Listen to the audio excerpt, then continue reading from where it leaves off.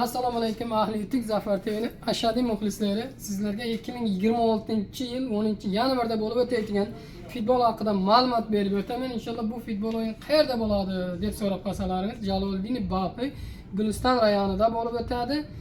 Bu yog'i Shartuz, bu yog'i tartib Leninskiy, Dang'ara, Sargazon, bu yog'i Yavoni, bu yog'i Panj. Shu tomonlar bilan kimdir agar komandasi oynataman desam, shu organizatorlarning nomerini qo'yib o'tamiz. Telefon qilasizlar, organizatorlar o'z podrobni tushuntiradi sizlarga, o'yin haqida ma'lumot beradi. Hay, uni nima deydi? Sal-mal tushunmagan joylaringiz bo'lsa, o'sha aynan o'zi tushuntirib o'tadi. Aynan bir tushuntirib o'ting mana.